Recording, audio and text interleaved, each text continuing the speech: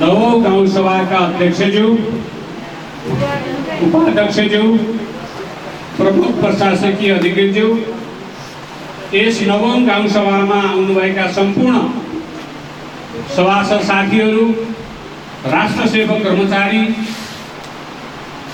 एवं पत्रकार, सुरक्षा निकाय सम्पूर्णमा म मेरो तर्फबाट र यो गाउँसभाको तर्फबाट हार्दिक स्वागत धन्यवाद ज्ञापन गर्न चाहन्छु।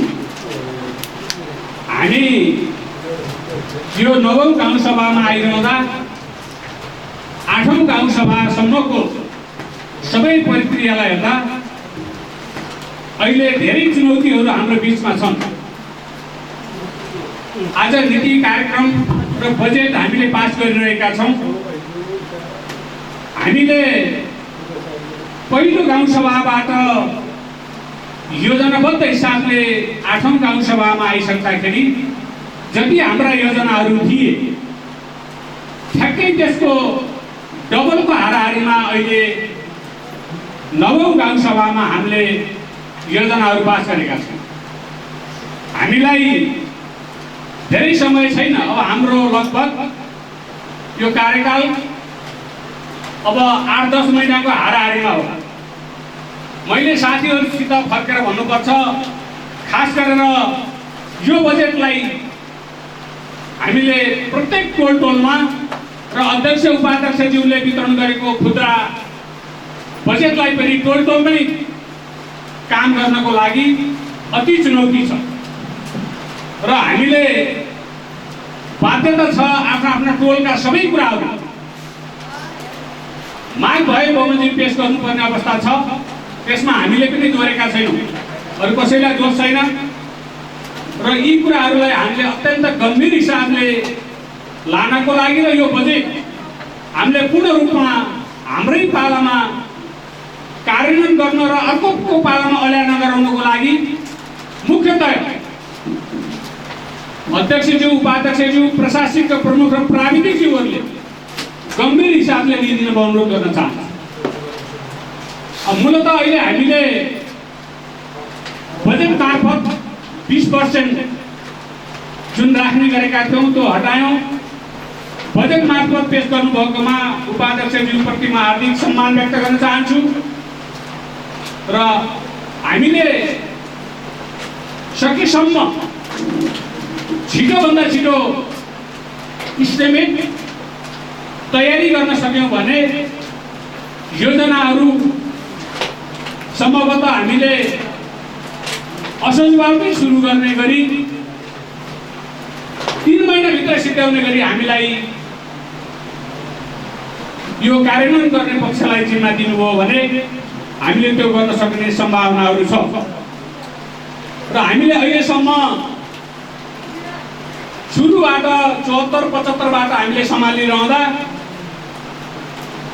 पहिलो वर्षमा हाम्रा 89 योजनाहरू थिए, दोस्रो वर्षमा 67 योजनाहरू थिए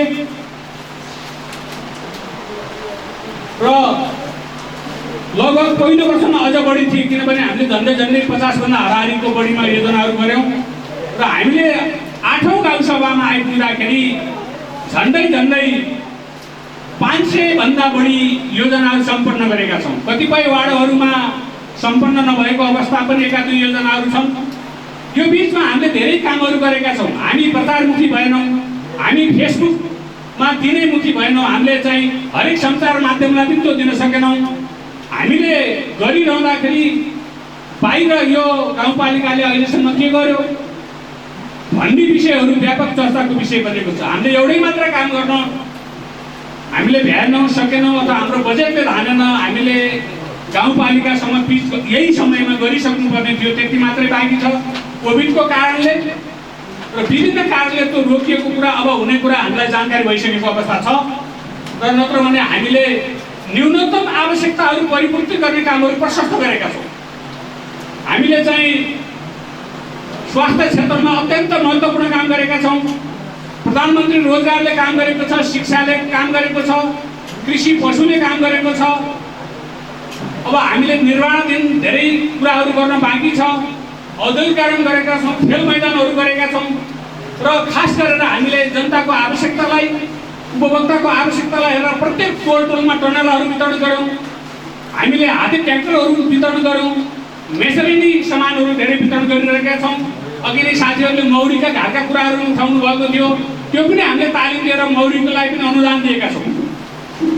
अब खानेपानी सिँचाइ जस्ता कुराहरू हामीले पाइप बाँडेका छौँ। हामी वार्डका अध्यक्षले वार्डका सदस्य साथीहरूले पनि गर्नुपर्छ, किनभने देखुन हामीले गरेका कामहरू आफ्ना वार्डका सबै कुराहरू समीक्षा गरेर त्यसलाई बाहिर ल्याउनुपर्छ। त्यो भयो भने मात्रै गाउँपालिकाको एउटा गौरव र गाउँपालिकाको इतिहास बन्यो। हामी अरूभन्दा काम गर्ने क्रममा त्यति पछाडि परेका छैनौँ, किनभने हामीलाई भौगोलिक अवस्थाले साथ दिइरहेको पनि छैन। हामी अस्ति भर्खरै बाटा बनायौँ, डोजर चलायौँ, पानीले साथ नदिएको हुनाले फेरि ती बाटा बिग्रिरहेको अवस्था छ। तर हामीले त हाम्रा सबै कुराहरू बजेट मार्फत चाहिँ करिब हामीले प्रत्येक वार्डहरूमा फलामे स्टिलका पोलहरू, विद्युतका पोलहरू पनि हामीले चाहिँ वितरण गरिसकेका छौँ।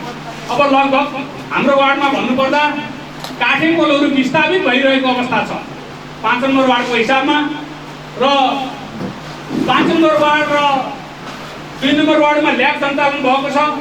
र अझै एउटा कुरो के पनि महत्त्वपूर्ण छ भनेदेखि हामीले पशुबाट पनि धेरै खालका उपलब्धिहरू हासिल गरेका छौँ, भेटनरी सञ्चालन गरेका छौँ। र अहिले हामीले आलु वितरण गऱ्यौँ 5 नम्बर वार्डमा। तपाईँहरू सबैको सहयोगमा आलु पक्रिने एरिया घोषणा गरेर सामान्य हिसाबले पनि 2 किलोदेखि 5 किलो आलु वितरण गऱ्यौँ। मकैको बिउ वितरण गऱ्यौँ, थोरै मात्रामा भए पनि। जौको पक्रिने एरिया बनायौँ, त्यो राम्रो भएको अवस्था छ। तर चाहना र इच्छा अनुसार काम हुन अझ त्यो मात्रा कम भएको मात्रै हो। र यी जति पनि योजनाहरू भए, र फेरि एउटा कुरो अहिले यो कोभिडको बेलामा यहाँहरूले कस्तो मान्नुभएको छ, हामीले आयुर्वेद मार्फत धेरै कामहरू गरेका छौँ। अहिले आयुर्वेदको औषधिले अब 2टा मात्रै हाम्रो गाउँपालिकाभित्र आयुर्वेद औषधालय भएको हुनाले आयुचौरमा त्यो त्रिफलाले असाध्यै काम गर्यो। यति मागेका छन्, यति वितरण भएको छ, हामी निःशुल्क दिन्छौँ। एउटा सानो बट्टा पनि आयुर्वेद औषधालयमा किन्दै जाँदाखेरि झन्डै 400 रुपियाँ पर्दो रहेछ। तर हामीले सबैलाई फेरि वितरण गरेका छौँ। त्यो पनि गाउँपालिकाको उपलब्धि हो। यो गाउँपालिकाका सबै वार्डले चाहिँ त्यो जिम्मेवारी लिनुपर्छ। राम्रा काम नराम्रा काम सबै जिम्मेवारी लिनुपर्छ जस्तो मलाई लाग्छ। त्यसले गर्दाखेरि हाम्रो अब एम्बुलेन्स निरन्तर चलेको छ। अन्यत्रको तुलनामा यही राजसभामा पनि एउटा एम्बुलेन्स छ। झन्डै आजबाट पोखरा लागेको त्यो एम्बुलेन्सले 8500 रुपियाँ पैसा लिन्छ। तर हामीले त्यसको ठिक आधा पैसा दिएका छौँ। त्यो पनि जनतालाई सुविधा। अझ कोभिडको त हामी फेरि नै गऱ्यौँ। कतिपय असहाय मान्छेहरूलाई गाउँपालिकाले निःशुल्क एम्बुलेन्सबाट उपचार गराएको छ। कतिपयहरू औषधि गर्न नसक्नेहरूलाई पनि धेरै थोरै भए पनि पैसा पनि उपलब्ध गराएको अवस्था छ। त्यसले गर्दाखेरि हामी प्रचारमुखी कम भयौँ। प्रचारमुखी कम भएको नाताले पनि हामीले चाहिँ कति गऱ्यौँ के गऱ्यौँ भन्ने विषयमा धेरै कुराहरू भन्न सकेनौँ। धेरै कुराहरूलाई चाहिँ हामीले प्रचारमा ल्याउन सकेनौँ। अब यो कोभिडको बेलामा हामीले चाहिँ जति हाम्रो चाहिँ गाउँपालिकाभित्र बित्नुभयो, उहाँहरूप्रति सम्मानको लागि उहाँहरूको परिवारलाई एउटा सामान्य राहत होस् भनेर पनि अहिलेको बजेटमा व्यवस्था भएको छ। अब बाबुआमा नभएका पुरा कोभिडबाट चाहिँ पुरा बनेकाहरूलाई पनि गाउँपालिकाले एउटा व्यवस्था मिलाएको छ। यहाँहरू सबैलाई थाहा छ। अब हामीले यी कुराहरूलाई प्रचारमुखी पनि बनाउनु पर्यो। अब हामी जनप्रतिनिधि भएपछि यहाँ कोही आउँला कोही नआउला। हिजोका दिनहरूमा चाहिँ धेरै कुराहरू हामी अध्यक्षज्यूसित कल गऱ्यौँ, उपाध्यक्षसित कल गऱ्यौँ, योजनाका बारेमा कल गऱ्यौँ। कतिपय साथीहरूले चाहिँ एउटा वार्डमा बढी भयो, अर्को वार्डमा चाहिँ कम गयो पनि भन्यौँ।